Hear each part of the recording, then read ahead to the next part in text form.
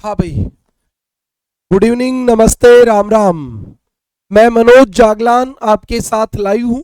और जैसा कि हम पढ़ रहे हैं, भारत के वन हमारा टॉपिक चल रहा है। और उस टॉपिक में आज जो हम बात करेंगे वो भौगोलिक आधार पर वनों के वर्गीकरण की बात करेंगे। ओके बेटा। अरुण नंदा कह रहे सर क्लास स्टार्ट कीजिए। बेटा टाइम देखो, अभी एकदम एग्जैक्ट 3 PM हुए हैं और हम एक आपके साथ लाइव हैं। ओके भी। तो हमारी क्लास एकदम निर्धारित समय पे चल रही है। कोई अभी तक लेट नहीं है। आप जल्दी से सभी बच्चे जुड़ जाइए और हम क्लास को शुरू करते हैं। सबसे पहली बात यह कि भौगोलिक आधार पर वनों का वर्गीकरण होता क्या है। तो भौगोलिक आधार पे, ज्योग्राफिकल बेसिस पे आपको ध्यान रखना है कि किसी भी स्थान के प्राकृतिक वातावरण पर जो वर्गीकरण निर्भर होता है उसको भौगोलिक वर्गीकरण कहते हैं। और इसमें तापमान, वर्षा, मिट्टी और उच्चावच को आधार माना जाता है। तापमान, वर्षा, मिट्टी, उच्चावच को आधार माना जाता है। और सबसे ज्यादा जो कारक प्रभावित करता है, हम एक शब्द में कहें तो वो जलवायु होता है। क्योंकि जलवायु में आपके तापमान और वर्षा दोनों आ जाएंगे। और किसी भी स्थान की वनस्पति को प्रभावित करने वाले सबसे महत्वपूर्ण कारक यही होते हैं। कुलदीप जागलान, दीक्षा, विशाखा, सभी को नमस्ते। अनीता, यू आर वेलकम बेटा। आप नए स्टूडेंट हो, आपका स्वागत है। अब हम पढ़ना शुरू करते हैं। बिल्कुल। सबसे पहले मैंने आपके लिए इतना पहले ही सही लिख दिया था ताकि जो भी बच्चे जुड़े उसको पता चल जाए हम क्या पढ़ रहे थे। तो कल का वो रिवीजन कर ले। कल यहाँ पे आपने छोड़ा था कि भौगोलिक आधार पे वनों का वर्गीकरण। और हमारी पहली बात थी उष्ण कटिबंधीय सदाबहार वन। तो आपको एक बात हमेशा ध्यान रखनी है, किसी भी स्थान पे तापमान कितना ज्यादा है और वर्षा कितनी ज्यादा है, ये दो चीजें आपके वनस्पति को प्रभावित करेंगी। मान लो कोई भी क्षेत्र है जहां तापमान जैसे मान लो 21 डिग्री सेल्सियस से ज्यादा है और वर्षा 200 सेंटीमीटर से ज्यादा है, तो फिर आपके वन मिलेंगे सदाबहार वन। तो आपके वन कौन से मिलेंगे? सदाबहार वन मिलेंगे। और जैसे ही ये वर्षा 200 सेंटीमीटर से कम हो जाएगी, जैसे ही आपकी ये वर्षा 200 सेंटीमीटर से कम हो जाएगी, तो आपके वृक्ष जो है वो पत्ते गिराना शुरू कर देंगे और वो हो जाएंगे पतझड़ वन। मतलब जैसे आप ये माने कि टेम्परेचर ज्यादा रहे और रेनफॉल जो है वो बीच की हो जाए, न तो कम कम रहे न ज्यादा रहे, तो आपके पतझड़ वन हो जाएंगे। और जब आपके टेम्परेचर ज्यादा हो और रेनफॉल कम हो, तो इसका मतलब आपके कांटेदार वन हो जाएंगे, उष्ण कटिबंधीय कांटेदार वन हो जाएंगे। और फिर आपके टेम्परेचर भी कम हो जाए और रेनफॉल भी कम हो जाए, तो फिर टेम्परेचर कम हो गया तो उष्ण से उपोषण हो जाएगा, उपोषण यानी सब ट्रॉपिकल, और उससे और कम होगा तो शीतोष्ण कटिबंधीय वन हो जाएंगे। और इस आधार पे हम वनों का वर्गीकरण करते हैं। तो करते हैं हम पहली बात डिस्कस उष्ण कटिबंधीय सदाबहार वन। जैसा कि आपको पता चल रहा है कि ये एवरग्रीन फॉरेस्ट है, पूरी साल हरे भरे रहेंगे। और इसका मतलब ये कभी नहीं होता कि ये पत्ते नहीं गिराते हैं। ये वन जो होते हैं इनमें वृक्ष पत्ते तो गिराते हैं, इनमें वृक्ष पत्ते तो गिराते हैं, लेकिन उनके पत्ते गिराने का समय अलग अलग होता है। जैसे एक प्रकार के पेड़ अलग समय में पत्ते गिरा देंगे, दूसरी प्रकार के अलग समय में, तीसरी प्रकार के अलग समय में। तो वृक्ष ने तो अपने पत्ते गिरा दिए लेकिन पूरे वन के पत्ते नहीं गिरे, और इसलिए ये वन सदाबहार वन होते हैं, वृक्ष सदाबहार वन नहीं होता। ये बात याद रखें। हाँ भाई अंजू जांगड़ा, बिल्कुल आप लाइव हैं और मैं आपके कमेंट्स देख पा रहा हूं, कोई दिक्कत नहीं है। साधु राम, गुड इवनिंग, नमस्ते, राम राम। चलो हम अपनी बात को आगे बढ़ाते हैं। ये वन उष्ण एवं आर्द्र भागों में पाए जाते हैं। ये वन उष्ण एवं आर्द्र भागों में पाए जाते हैं। उष्ण एवं आर्द्र भागों में। इसका मतलब आपको समझ में आया क्या? इसका मतलब ये हो गया कि आपके ये जो वन है वहां तापमान कितना होगा? तो तापमान उच्च होगा। उच्च का मतलब हम 22 डिग्री सेल्सियस से ज्यादा, 21 डिग्री सेल्सियस से ज्यादा। और आर्द्र भागों का मतलब वर्षा भी क्या होगी? लेकिन वर्षा आपकी एकदम 200 सेंटीमीटर से ज्यादा। 200 सेंटीमीटर से ज्यादा। बिल्कुल भी अमित, राम राम। हाँ यादव जी, आपको भी गुड इवनिंग, नमस्ते। हमारी बात स्टार्ट हो चुकी है। अब आप क्या करोगे? जैसे ये वर्ड मैंने लिखा तो आपको मैं जलवायु पढ़ा चुका हूं, तो आप वो क्षेत्र देखिए जहां टेम्परेचर भी ज्यादा हो और आपके वर्षा भी ज्यादा हो, दोनों चीजें ज्यादा हो, वो क्षेत्र देखिए। तो ऐसे क्षेत्र भारत में मिलेंगे कहां? तो ऐसे क्षेत्र भारत में एक तो मिलेगा भी पश्चिमी घाट का, पश्चिमी घाट का पश्चिमी ढाल, पश्चिमी घाट का पश्चिमी ढाल। जैसे हम भारत के भूगोल में देखेंगे तो हमें बिल्कुल ये बात क्लियरली समझ में आ जाएगी कि ऐसा तो पॉसिबल हो जाएगा, कोई इश्यू वाली बात नहीं है। और देखिए ये हमारे पश्चिमी घाट है, ये पश्चिमी घाट है। और मैंने आपको बार बार एक बात बताई थी कि मानसून पवन आके सीधी यहाँ टकराएगी और मालाबार तट पे भारत में सर्वाधिक वर्षा होती, ये भी पढ़ाया था। तो इस पश्चिमी घाट के पश्चिमी ढाल पे अरब सागर की ओर पवनें टकराएंगी, टकरा के ऊपर उठेंगी और पश्चिमी घाट के पश्चिमी ढाल पे अच्छी वर्षा करेंगी और पूर्वी ढाल पे नीचे उतरेंगी तो वहां वर्षा नहीं करेंगी। ये बिल्कुल सही बात है। तो एक क्षेत्र तो हो गया पश्चिमी घाट का पश्चिमी ढाल। फिर आपके उत्तर पूर्व का पर्वतीय भाग, ये बात आपने बार बार, उत्तर पूर्व मैंने बार बार बताया। इस वाले एरिया में, इस वाले एरिया में ये उत्तर पूर्व भाग है, क्योंकि आपको पता है मानसून पवन सबसे पहले बंगाल की खाड़ी से उत्तरी पूर्वी भारत में प्रवेश करती है और वहां अच्छी खासी मात्रा में वर्षा करती है। तो दूसरा भाग आपका ये होता है। तीसरा आप चलोगे तो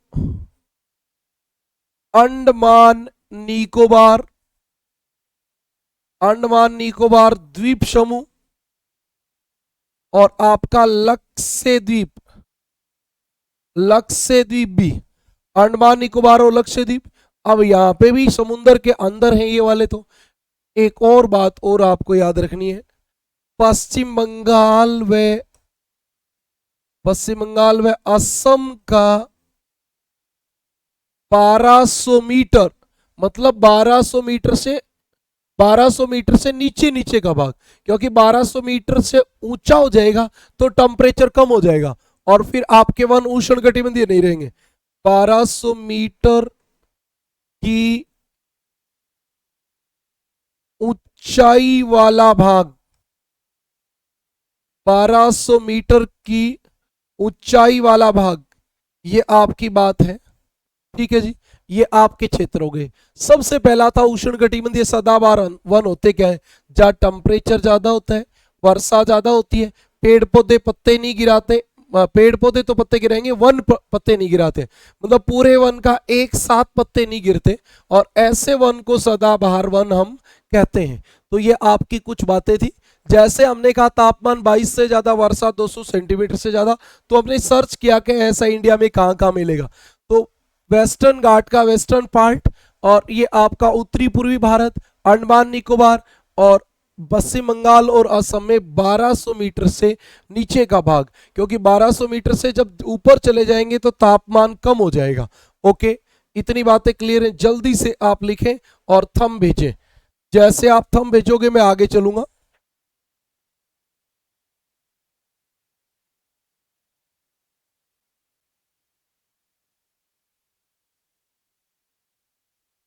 हाँ, अगली बात पे हम चलेंगे। इसके बाद इन वनों की खास बात सुनिए। तो ये वन सघन एवं परत वाले होते हैं, ये वन सघन एवं परत वाले होते हैं, सघन एवं परत वाले होते हैं। हाँ, मतलब गहरे होते हैं, पास पास पेड़ पौधे इतने एकदम एकदम। और आपको याद रखना है कि परत का मतलब होता है लेयर्स। इसका मतलब जैसे आपके एक पौधा यहां मिल गया ऐसे, ओके, ऐसे पेड़ हैं जैसे ये वाले, इसके नीचे एक और छोटी झाड़ियां होती हैं,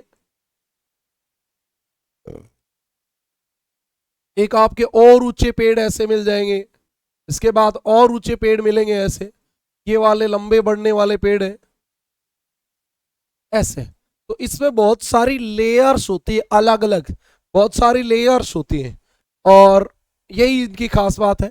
ये वन सघन एवं परत वाले होते हैं। ये पेपर में सवाल पूछा गया है, कौन से वनों में परत पाई जाती है, लेयर्स, सदाबहार वनों में। ओके, इनमें सबसे नीचे, सबसे नीचे झाड़ियां,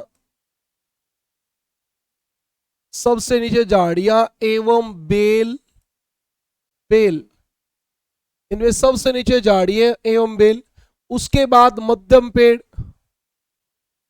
इसके बाद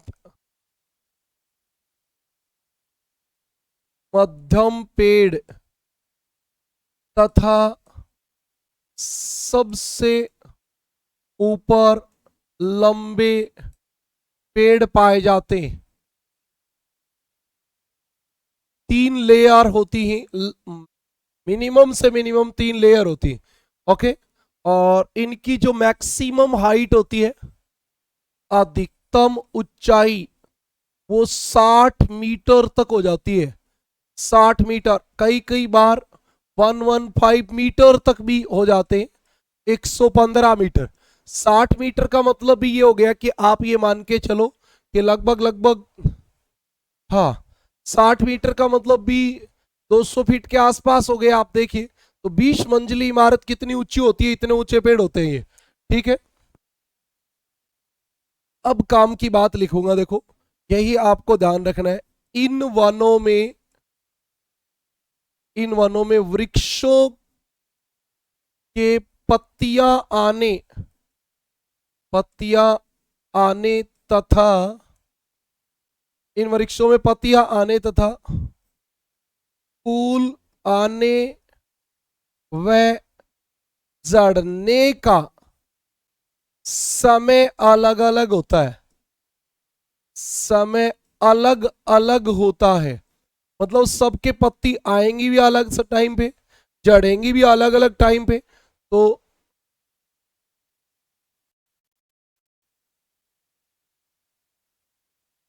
यही सबसे इंपॉर्टेंट बात है इनकी, पत्तियां आने और झड़ने का समय अलग अलग होता है। अब आपके लिए काम की बात रहेगी मुख्य वृक्ष।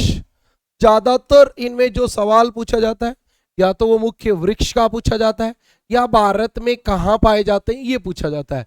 दो ही क्वेश्चन सबसे ज्यादा बनते हैं। तो मुख्य वृक्ष कौन सा होता है, rubber, mahogany, rubber mahogany, rubber mahogany, ebony, ebony, आम, ताड़, ताड़, ताड़, ताड़ व रोजवुड, एक रोजवुड, रोजवुड, ये आपके मुख्य वृक्ष होते हैं। तो आपको एक तो क्षेत्र ध्यान रखना है और एक मुख्य वृक्ष ध्यान रखने। भारत में पाए कहाँ जाएंगे और एक इसके मुख्य वृक्ष कौन से हैं? जल्दी से आप बताइए, इतनी बातें लिख ली क्या आपने? पिंकी मिलिक, नमस्ते बेटा, नमस्ते।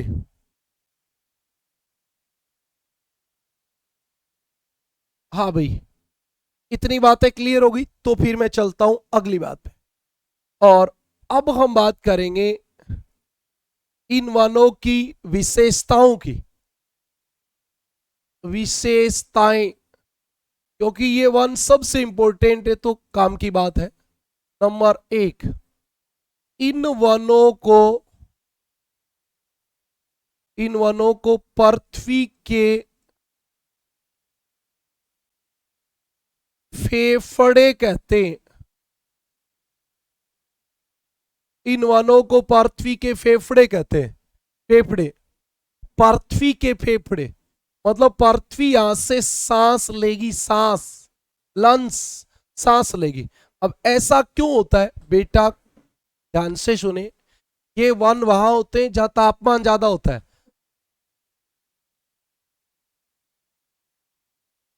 बेटा साधुराम, मुझे नहीं पता भाई। ओके, ये आपको देखनी ही होगी। मैं तो टीचर भर्ती की ज़्यादा इंफॉर्मेशन रखता हूँ या सिविल सर्विसेज की रखता हूँ। ओरिजिनल बात इतनी ही है बेटा। हाँ, अगली बात पे चले तो हमारी बात क्या रहेगी, देख लो कि पृथ्वी के फेफड़े कहते हैं। क्यों?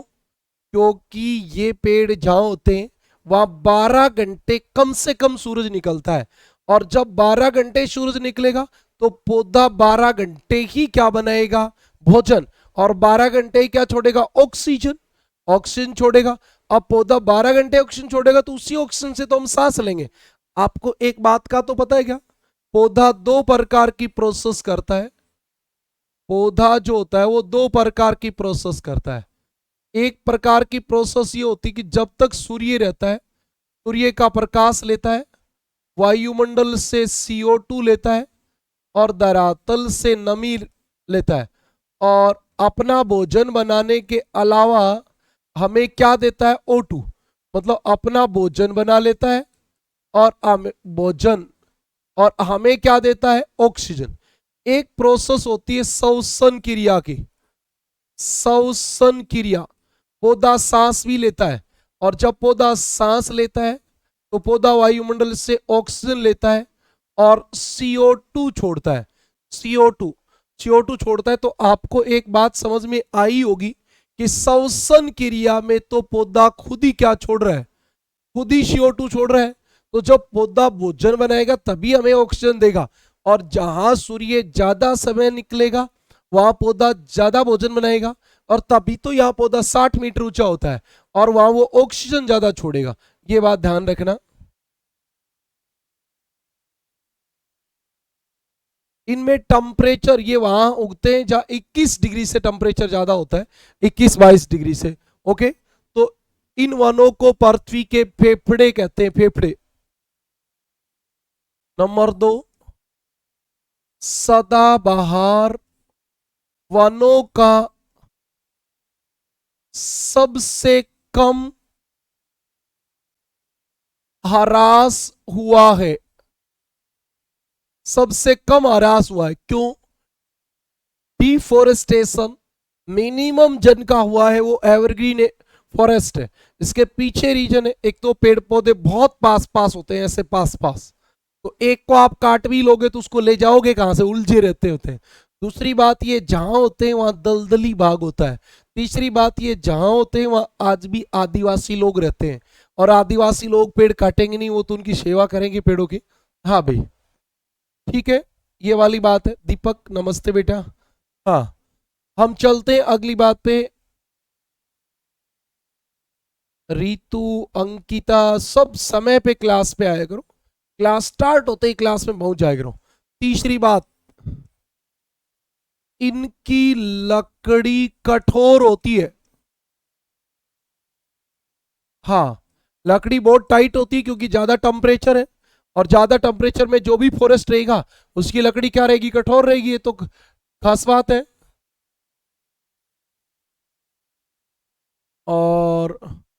और बात हम करें तो इनमें क्या होता है, आर्थिक दृष्टि से, आर्थिक दृष्टि से कम उपयोगी, आर्थिक दृष्टि से ज्यादा उपयोगी नहीं होते, इसीलिए इसीलिए इनका आरास कम हुआ, इसीलिए कम काटे गए। ये सारे इसके रीजन भी हो सकते हैं कि इनकी लकड़ी कठोर होती है, आर्थिक दृष्टि से कम उपयोगी होते हैं, और पेड़ों की सघनता पाई जाती है, पेड़ों की सघनता पाई जाती है, पाई जाती है। और याद रखना विश्व में सर्वाधिक जैव विविधता, सर्वाधिक जैव विविधता इन्हीं वनों में मिलती है, इन्हीं वनों में मिलती है। हाँ, यदि आप बात करो तो आपको पता होगा विश्व में सर्वाधिक जैव विविधता वाला क्षेत्र कौन सा है? अमेजन बेसिन के, अमेजन बेसिन के सदाबहार वन। और आपको यह भी पता होगा ये कौन से देश में? ब्राजील में। और यदि आप बात करो भारत की, भारत में सर्वाधिक जैव विविधता, भारत में सर्वाधिक जैव विविधता तो आपको मिलेंगे पश्चिमी घाट के सदाबहार वन में। और यदि इसके बाद आपको देखोगे तो आपको आंसर मिलेगा केरल की शांत घाटी।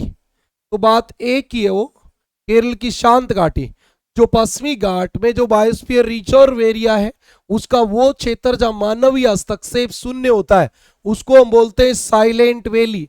ये पश्चिमी घाट में ही है और भारत की सर्वाधिक जैव विविधता यहां मिलती है। तो ये इन वनों की बात कंप्लीट हो गई, एक प्रकार के वनों की।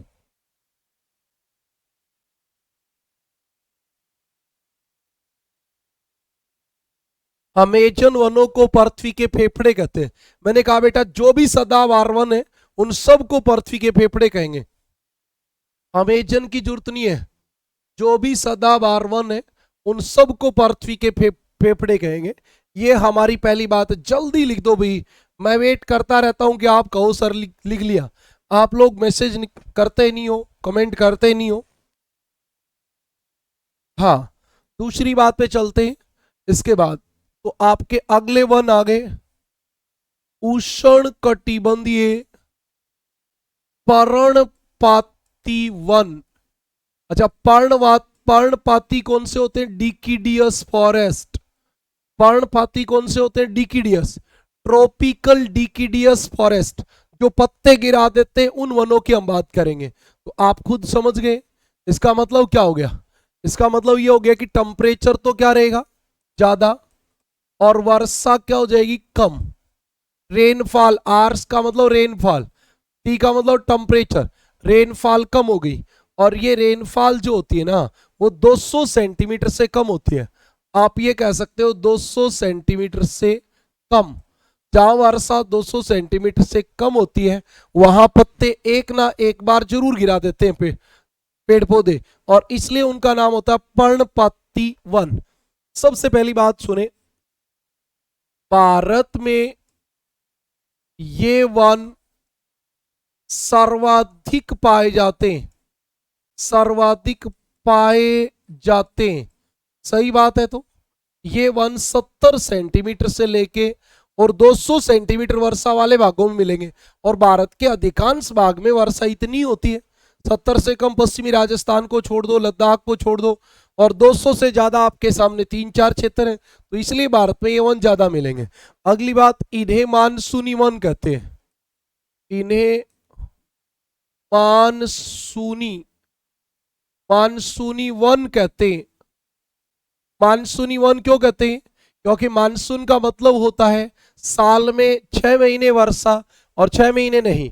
तो जिन 6 महीनों में वर्षा नहीं होगी तो पेड़ पौधे पत्ते गिरा देंगे, और पेड़ पौधे पत्ते गिरा देंगे तो आपके पतझड़ वन हो जाएंगे। तो ये वन एक तो भारत में सर्वाधिक पाए जाते हैं और एक इन्हें मानसूनी वन कहते हैं।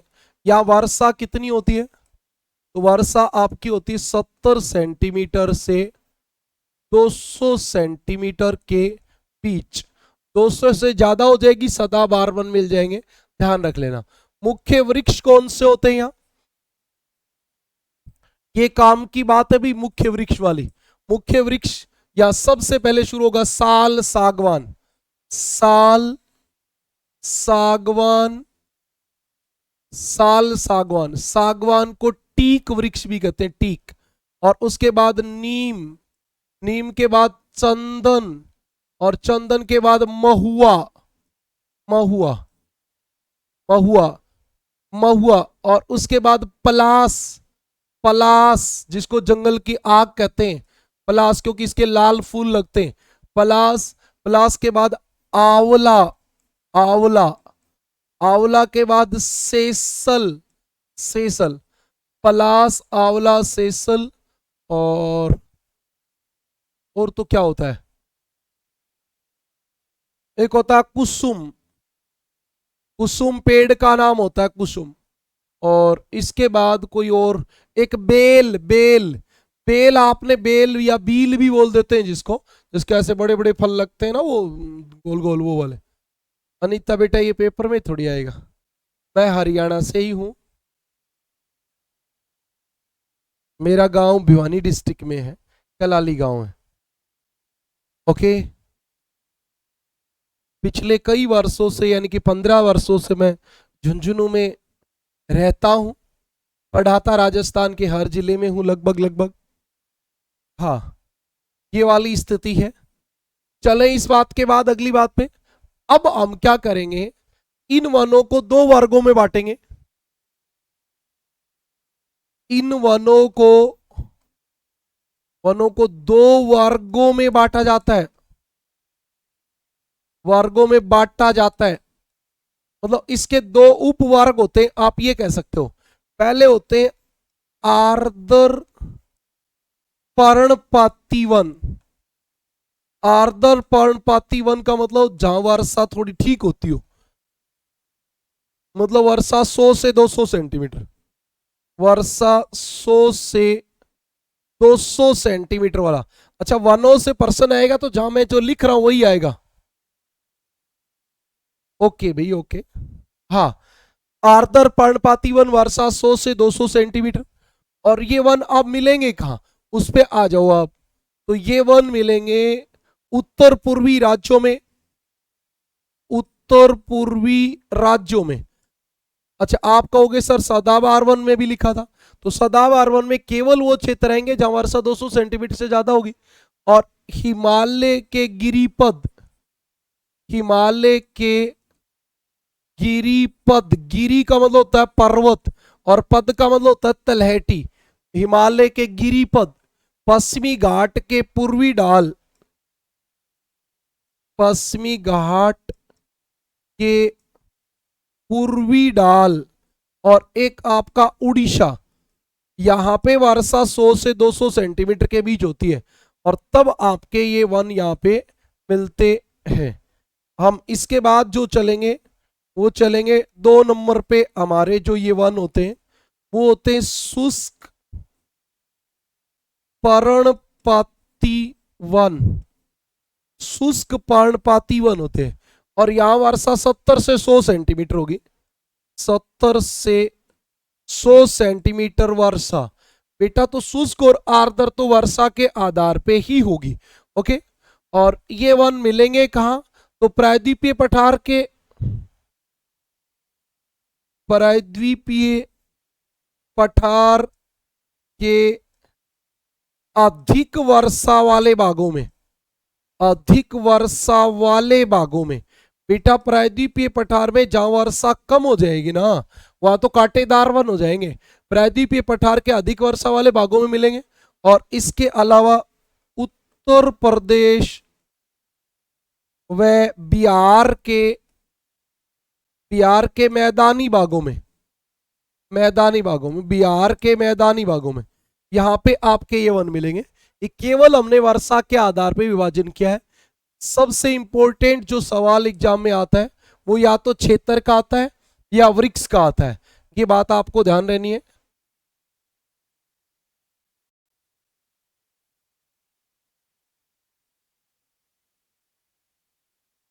जल्दी से मैं जब तक आपके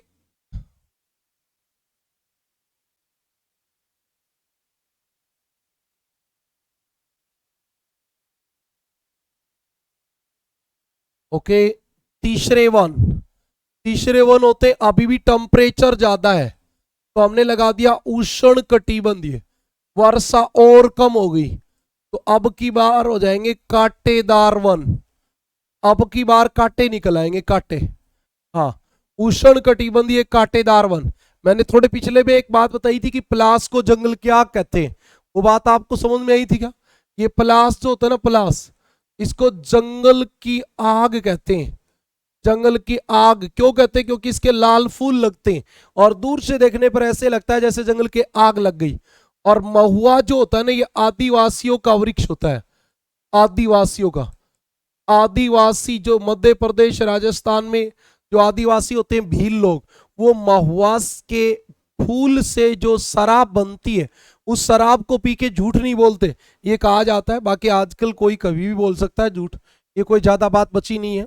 हाँ, ये हमारी बात थी उष्ण कटिबंधीय कांटेदार वन। पहली बात तो इन्हें शुष्क वन भी कहते हैं, शुष्क वन, शुष्क वन भी कहते हैं। क्यों कहते हैं शुष्क वन? आप ध्यान से सुन लेना, कांटेदार वन, शुष्क वन।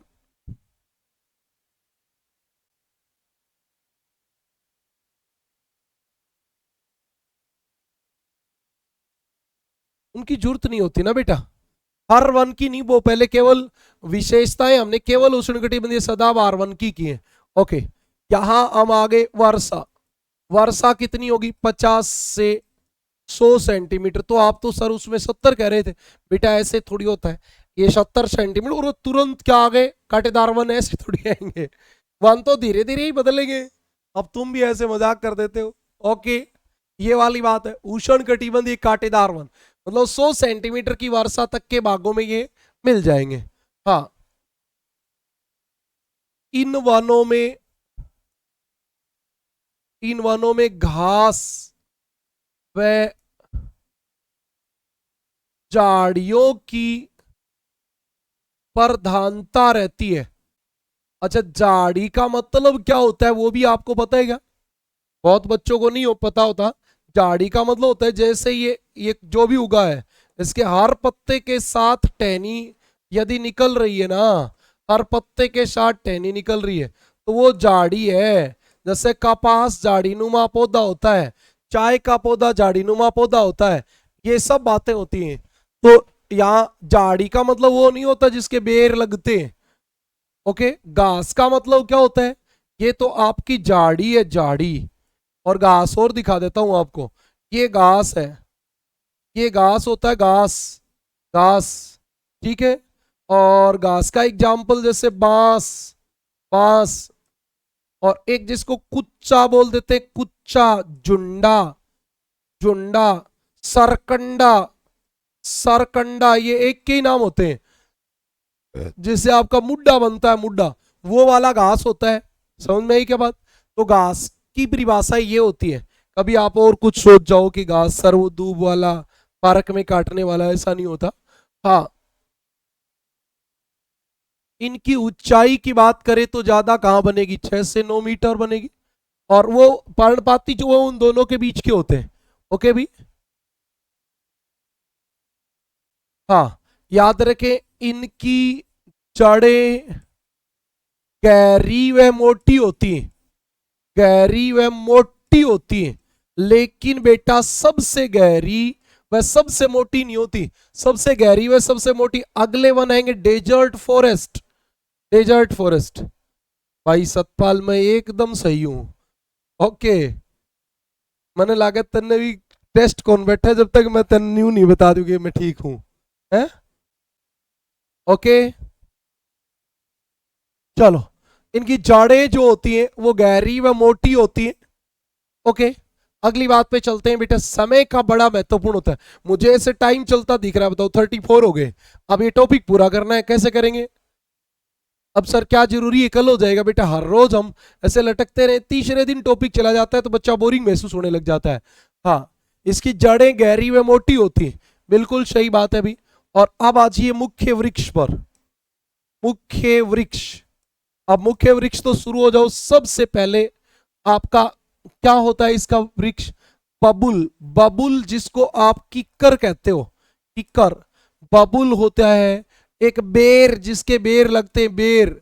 और आपके खेजड़ी, खेजड़ी नाम तो इसका ओरिजिनल खेजड़ी होता है, हरियाणा में इसको कहते हैं जाट्टी, जाट्टी, जाट्टी कहते हैं। और इसके अलावा नीम, नीम के अलावा आंवला। सर ये तो उसमें भी आ रहे थे, तो बेटा ऐसे तो होते ही है, कोई एक पेड़ एक जगह ही थोड़ी उगेगा। इसमें आपका एक बरगद, बरगद यही उगेगा। और एक खजूर, खजूर, खजूर भी उग जाएगा इधर, ये वाली बात है आपकी। हाँ ठीक है भाई। और अब आप आ जाइए क्षेत्र, तो क्षेत्र में पूर्वी राजस्थान, पूर्वी राजस्थान, पश्चिमी राजस्थान नहीं, पश्चिमी राजस्थान में अरावली के पश्चिम में वर्षा 50 सेंटीमीटर से कम होगी।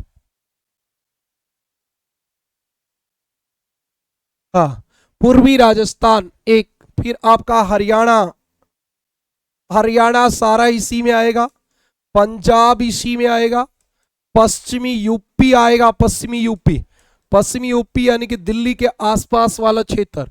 और आपका एमपी, एमपी मध्य प्रदेश, और आंध्र प्रदेश, आंध्र प्रदेश। और हम बात करें तो कर्नाटक का पश्चिमी कर्नाटक, पूर्वी कर्नाटक में तो ज्यादा वर्षा हो जाती है, पश्चिमी कर्नाटक, यहाँ पे ये वन मिलेंगे। कोई खास बात थी नहीं, आपने वैसे ही बस कांटेदार वन और उष्ण कटिबंधीय, तो टेम्परेचर ज्यादा, तापमान उच्च, अभी भी तापमान 20-22 डिग्री सेल्सियस ही है, वर्षा लगातार कम हो रही है जी, वर्षा 50 से 100 सेंटीमीटर हो गई, पेड़ कांटेदार हो गए, बस और कोई बात नहीं है। इतनी बातें जल्दी से आप करें। हाँ,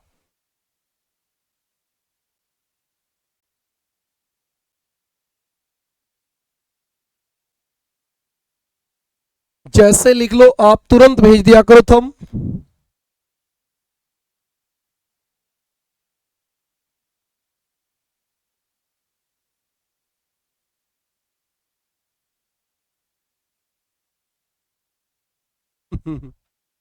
विशाखा जाट्टी का नहीं पता तेरे को, जिसके सांगरी लगती है, सांगरी, अब सांगरिया जो सूखने के बाद खोखा बन जाता है, खोखा। अभी राजस्थान में खेचड़ी के वृक्ष का जो फल होता है सांगरी, उसको जीआई टैग प्राप्त हुआ है, जीआई ज्योग्राफिकल इंडेक्स प्राप्त हुआ है। राजस्थान में खेचड़ी की ज्यादा इंपॉर्टेंस रहती है। हाँ जी, चलते हम अगला वन, मरुस्थलीय वन। कितने नंबर आ गए रहे? उष्णकटिबंधीय सदाबहार वन, उष्णकटिबंधीय पतझड़ वन, और पतझड़ के बाद हमारे कौन से आ गए थे? कांटेदार वन, और अभी 4 नंबर आ गए मरुस्थलीय वन, मरुस्थलीय वन। क्या आपको ये बात बताने की जरूरत है मरुस्थलीय वन कहाँ मिलेंगे? मरुस्थल का मतलब ही वह होता है, हाँ, मरुस्थल का मतलब ही वो होता है जहां वर्षा 50 सेंटीमीटर से कम हो। तो आपको याद रखना है वर्षा 50 सेंटीमीटर से कम। अब तापमान तो ज्यादा ही रहेगा साहब, डेजर्ट में कौन सा कम रहेगा, तापमान ज्यादा होता है। अब देखो, यहां वृक्षों के पत्तियां कम, पत्तियां कम, छोटी, नुकीली, नुकीली तथा कांटेदार, कांटेदार होती है। हाँ, मतलब चुभेंगी पत्तियां भी, कांटेदार होती है, ठीक है। और इनकी सबसे इंपॉर्टेंट बात है वो ये वाली, इंपॉर्टेंट की पावर 10,000। इनकी जड़ें सबसे मोटी व गहरी होती हैं। आप बताओ, पेड़ के जड़ मोटी तभी तो होंगी जब उसको पानी कम मिलेगा, लगातार नीचे नीचे नीचे नीचे जाता जाएगा, तो जड़ मोटी होती जाएगी। हाँ, जड़ मोटी होती जाएगी। और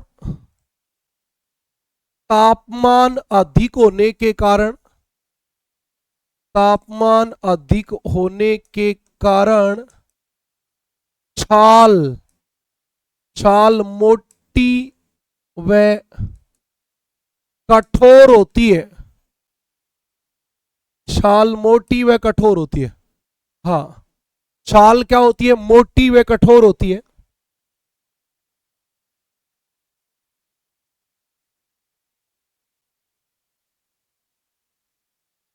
तो हमारे हरियाणा के उत्तरी हरियाणा में खेजड़ी नहीं उगती है भाई।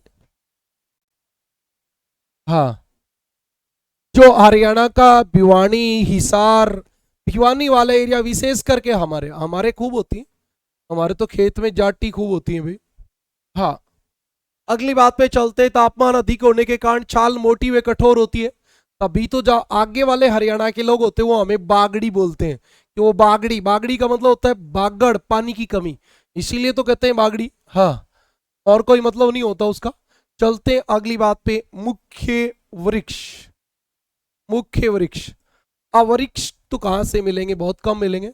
लेकिन बबुल, बबुल मिलेगा, खेजड़ी मिलेगी, रोहिड़ा मिलेगा, रोहिड़ा, और रोहिड़ा के बाद जाल मिलेगी, जाल, रोहिड़ा जाल, नागफनी, नागफनी, और एक वो कैर, कैर देखा होगा ना, टीटीए जिसके लगते हैं, जिनका अचार डलता है, वो वाले कैर, कैर। हाँ, ये सब आपके मिलते हैं। और अब आप आ जाइए मुख्य क्षेत्र। तो पश्चिमी राजस्थान। अब जहां पे भी आपने मरुस्थलीय जलवायु पढ़ी है वही वाली बात है। हाँ, पश्चिमी राजस्थान, दक्षिणी पश्चिमी हरियाणा, दक्षिणी पंजाब, उत्तरी पश्चिमी गुजरात, जो राजस्थान के मरुस्थल के निकट वाला भाग है वहां पे ये वन मिलेंगे।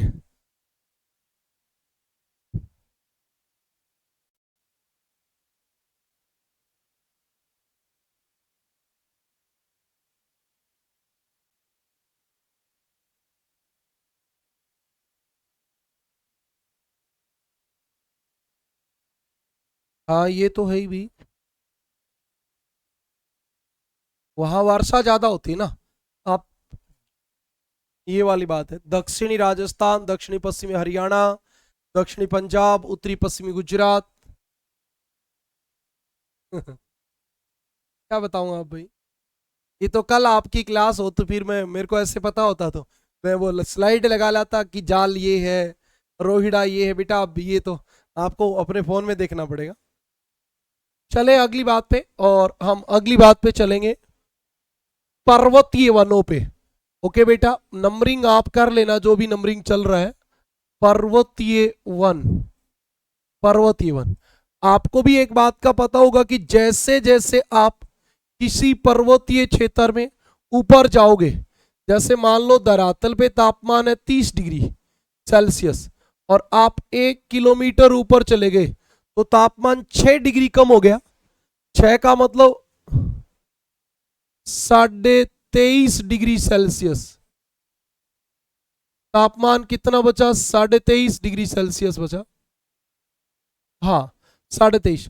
और आप 1 किलोमीटर ऊपर जाओगे तो तापमान और कम हो जाएगा, यानी कि आप ये देखो, 23 में से 3 गए 20, 17, और ये 16 डिग्री सेल्सियस बचेगा। और 1 किलोमीटर ऊपर जाओगे तो 10 डिग्री बचेगा।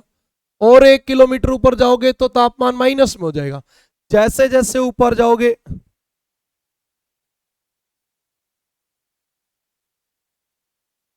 हाँ, नागफनी के कैक्टस। तो बेटा ये शाखा में राजस्थान का नहीं हूँ, मैं हरियाणा का हूँ। आप पढ़ते हो, आपको पूरे देश की नॉलेज होनी चाहिए कि कहाँ पे क्या रहता है। अकेले हम कहीं के हैं वहां का तो फिर अनपढ़ आदमियों को भी पता ही होता है। अब अमेरिका में कैसे वृक्ष होते हैं, कैसा मैदान होता है, वो भी हमें पता होता है। हाँ, चलें अगली बात पे। ये बात पर्वतीय वन। तो पर्वतीय वनों में क्या होगा? पर्वतीय क्षेत्रों में ऊंचाई के साथ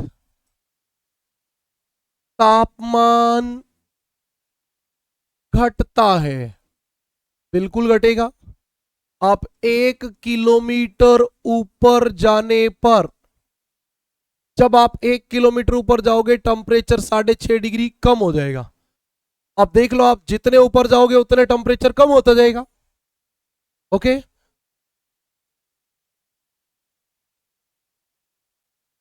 हाँ हाँ हाँ, ये बात सही है, बिल्कुल। ओके, इतनी बात क्लियर होगी। 1 किलोमीटर ऊपर जाने पर तापमान कितना होगा? 1 डिग्री कम।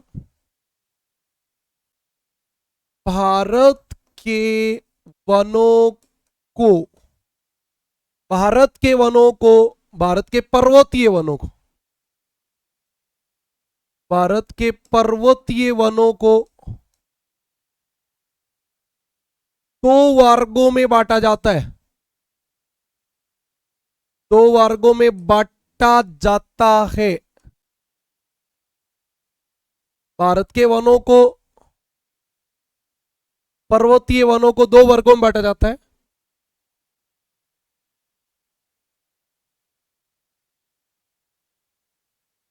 थोड़ी मांझा ऋतु, कुछ नहीं रखा फालतू बातों में।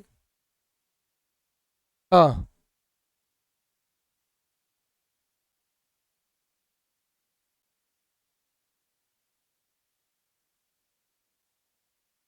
ओके, अगली बात पे चलेंगे। ऊंचाई बढ़ने के साथ तो हम इधर पढ़ेंगे उत्तरी पर्वतीय वन और दूसरे दक्षिणी पर्वतीय वन। मतलब उत्तर भारत के वन और दक्षिण भारत के वन। वैसे मैंने भौतिक प्रदेश में आपको पढ़ा रखा है, लेकिन वही है ना, आप बदमाश हो। आपको कितनी बार भी पढ़ा लो कि सर वन पढ़ाओ, वो वाली बात थी। हाँ, अब हम चलेंगे तो हम देखें तो ये हमारे जैसे हिमालय है, ये हिमालय है। सबसे पहले हिमालय में सबसे नीचे जो वन मिलेंगे वो मिलेंगे उष्ण कटिबंधीय, उष्ण कटिबंधीय सदाबहार व पतझड़ वन। इसका मतलब ये है कि टेम्परेचर तो है ज्यादा तो उष्ण कटिबंधीय वन है, जहां बारिश ठीक हो जाएगी वहां सदाबहार वन मिल जाएंगे, जहां कम होगी वहां पतझड़ वन मिलेंगे। बिल्कुल सही बात है।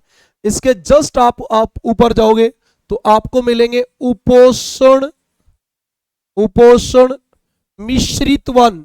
जैसे आपको याद हो तो मैंने लिखवाया था शिवालिक श्रेणी में उपोषण मिश्रित वन मिलते, लिखवाया था ना।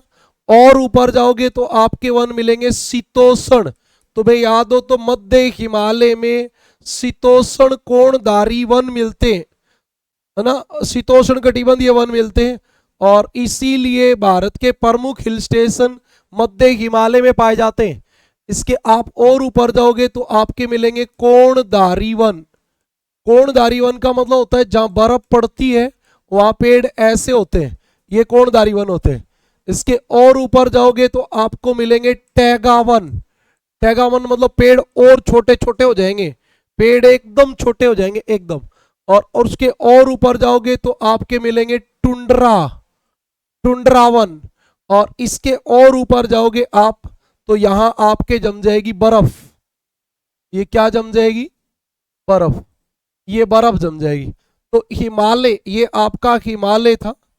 हिमालय में वन इस प्रकार होते हैं, हिमालय वो में वन यही होती है।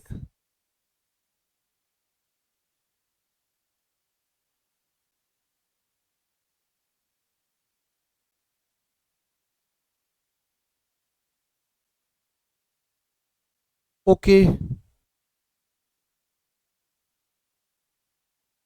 चले अगली बात पे। तो हम बात करते हैं सबसे पहले इसमें हिमालय के पर्वतपदीय भाग, मतलब जो तलहटी वाला भाग है वहां पे कौन से वन मिलेंगे? वहां मिलेंगे उष्ण पर्णपाती वन, उष्ण पर्णपाती वन। सर ये पर्णपाती कौन से हो गए? डिकिडियस, पतझड़, पर्णपाती, हिंदी में सारे नाम एक ही होते हैं, ठीक है। फिर आप देखना 1000 से 2000 मीटर की ऊंचाई में अच्छा, 1000 से 2000 मीटर चले गए तो 1 किलोमीटर में 6.5 कम, 2 किलोमीटर में 13 डिग्री कम। जो धरती पे था उससे तापमान कम हो गया, तो आपको मिलेंगे यहाँ आर्द्र शीतोष्ण वन। बेटा क्यों?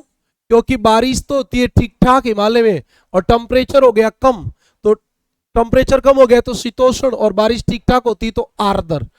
उसके बाद पर्टिकुलर आप याद रखना, 1500 मीटर से 1750 मीटर की ऊंचाई पर आपको जो पेड़ मिलेगा वो मिलेगा चीड़।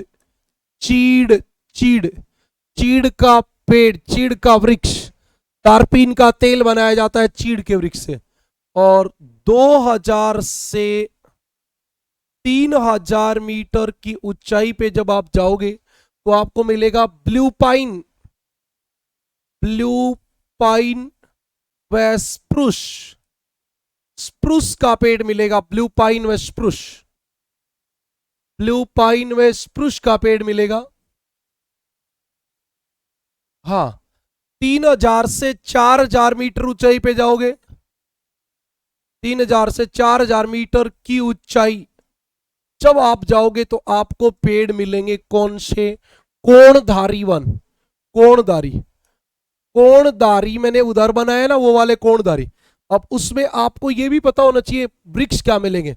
एक तो silver fir, silver fir, silver fir मिलेगा। एक जूनिपर मिलेगा, जूनिपर। एक आपका पाइन मिलेगा, पाइन, जूनिपर पाइन। और एक मिलेगा बर्च, बर्च, बर्च। याद करने पड़ेंगे बाकायदा नाम, सीधा ये सवाल कई बार पूछा गया है। हाँ, और 4000 मीटर से ऊपर, 4000 मीटर से ऊपर, 4000 मीटर से ऊपर आपके मिलेगी टुंड्रा। और टुंड्रा का मतलब होता है मास वेलाइकेन। ये वनस्पति का नाम होता है जिसको सैवाल अलगी बोलते हैं, सैवाल टाइप। और 4800 मीटर से ऊपर वनस्पति का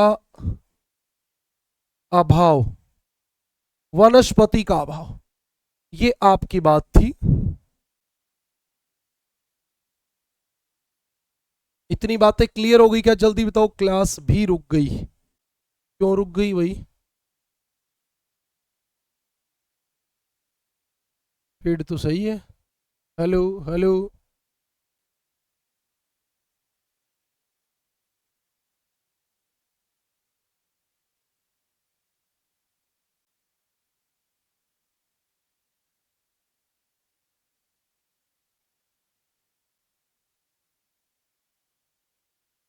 हाँ,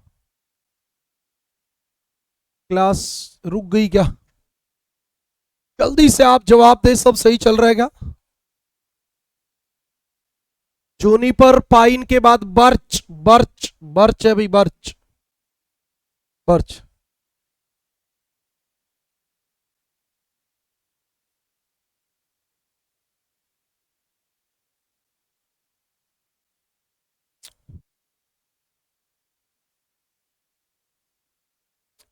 हाँ, अब हम अगली बात पे चलेंगे। एक बार हो सकता है बेटा मेरे सिस्टम में रुक गई थी तो मुझे लगा बंद हो गई। हाँ, 4000 मीटर से ऊपर की वनस्पति, 4800 मीटर आपके सामने एकदम क्लियर किया है मैंने। आपको समझ में आ गया हो तो बताओ,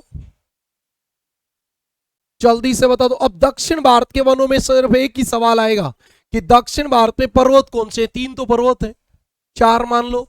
विंध्याचल, सतपुड़ा, पश्चिमी घाट, पूर्वी घाट और नीलगिरी की पहाड़ी, यही तो पर्वत है। अब हम चलते हैं दक्षिण भारत में, और दक्षिण भारत में हम पर्वतों की बात करेंगे। पश्चिमी घाट, पूर्वी घाट तो 1500 मीटर तो मैक्सिमम हाइट है। नीलगिरी, ये आपका सतपुड़ा, और ये आपका विंध्याचल। में वहां जब लिखवाता आ रहा था तो भी मैंने आपको बातें बताई थी ये सब। ओके, तो आपको याद रखना है। दक्षिणी भारत में पर्वतीय वन, दक्षिण भारत में पर्वतीय वन कहाँ मिलते हैं? दक्षिण भारत में पर्वतीय वन पश्चिमी घाट, नीलगिरी, विंध्याचल व सतपुड़ा पर्वत, सतपुड़ा पर्वत पर मिलते हैं। आपको बेटा एक बात पहले से पता होगी, विंध्याचल और सतपुड़ा पे साल और सागवान मिलते हैं, नीलगिरी में चंदन के वृक्ष मिलते हैं, पश्चिमी घाट में सदाबहार वन मिलते हैं। ये सब बातें मैंने पहले बताई है। ओके, बताइए ना, ठीक है जी। अब सुनिए आप, इन पर्वतों के निचले भागों पर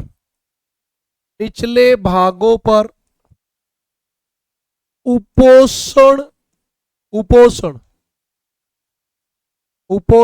कटिबंधीय वन मिलते हैं।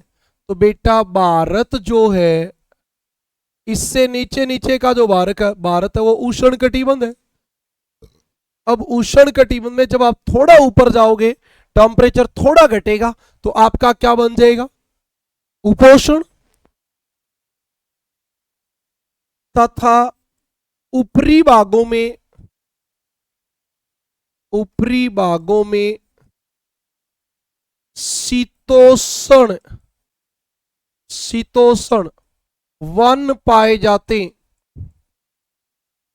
ऊपरी भागों में शीतोष्ण वन पाए जाते हैं, ये वाली बात है।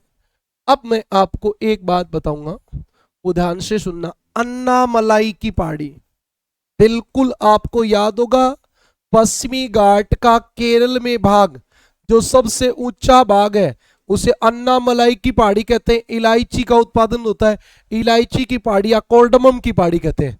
और पालनी हिल्स ये भी वही है। वह नीलगिरी पर्वत के